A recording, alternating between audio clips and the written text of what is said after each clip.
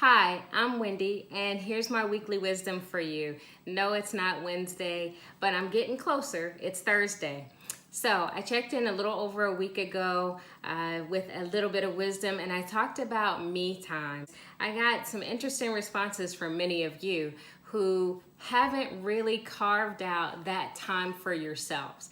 I cannot impress upon you enough how important that is. We sometimes sacrifice our own time, our own desires, the things that make us happy so that we can be available to everyone else. But when we do that, are we really available to them, or are we just kind of physically present but emotionally and mentally disconnected?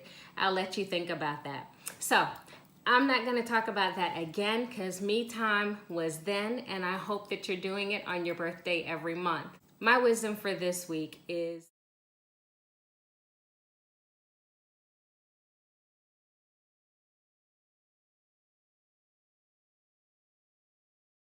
I've had the opportunity to share with many women and many people recently about the challenges of mental illness and depression.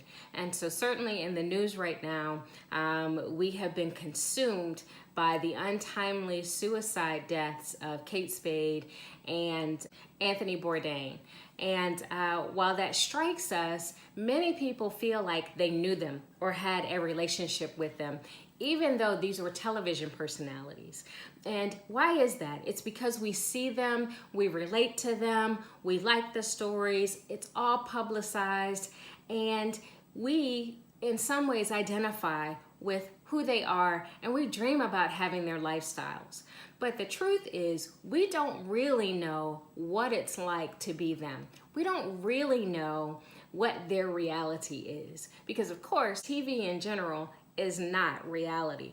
So, what about when you are confronted or faced with someone that is close to you that you actually know who says or appears to not be doing well, not feeling good, not happy, not smiling, and just kind of stuck in a place that says something must be going on?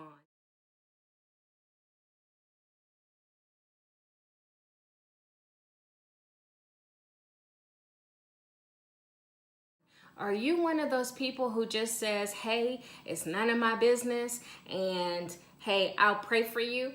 Or are you someone who says, hey, you're not yourself and it seems like something's going on?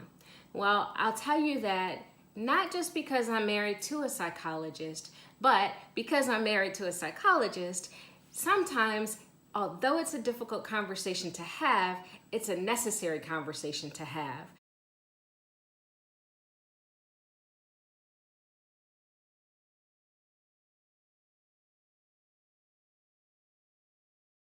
When you are close to someone, and even when you're not, when you know them, like say a coworker, for example, it is okay to recognize or comment on changes in their behavior. It is okay to say, hey, you used to talk all the time about going fishing, and now you don't talk about it at all. You used to always want to go to a movie as soon as it came out, and now you don't even go. You used to love to make food for our potlucks, and you bring all this good stuff, and now you don't even show up. It's okay to make an observation, and I'm telling you that it's okay because while it may feel like you're prodding or you're being nosy or you're getting in their business, sometimes it requires that we get in their business. No, it's not our business, it's their business. But we see it, we know it, and we sometimes feel it. And even if we don't admit it, we are impacted by it. So, the other assumption is that people who commit suicide have suffered with a mental illness or depression for some time.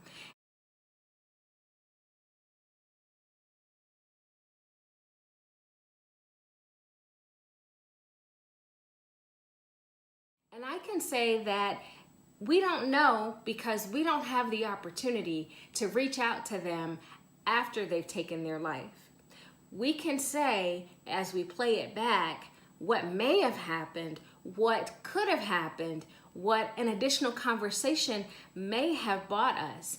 But if we didn't take the opportunity, then all we can do is speculate on a difference that it may have made.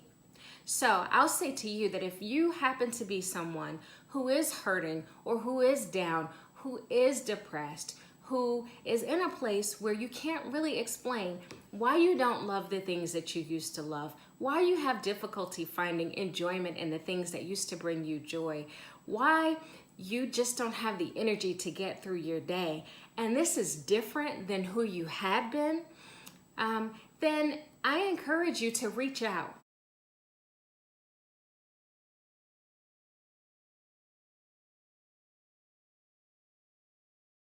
I encourage you to start the conversation with someone close to you that you trust. You may be surprised who's there and who's willing to be there for you and to listen to you and to support you in your time of need. Isolation is a trick, and it is a trick that will lead to destruction.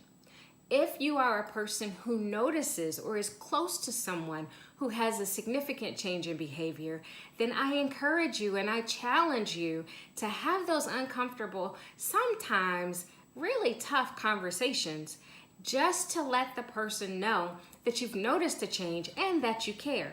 Sometimes it's all about being available, expressing that you care, and listening. You don't always have to have the right thing to say, because sometimes there isn't a right thing to say. But all of us have the ability to listen. I mean, really listening, engaging, being present, understanding, and asking the right questions. So I know it's a heavy topic, but it's a necessary topic. And I won't just talk about this once. I'll be talking about this one again. So that's my wisdom for this week. If you need to reach out, reach out. If you need to reach in, reach in. No longer should we say, I didn't know that someone was hurting. I didn't know that someone was in need. And all I had to do was ask, but I didn't ask. So that's my wisdom for this week. Until next week, have a blessed week, and I'll talk to you soon. Bye.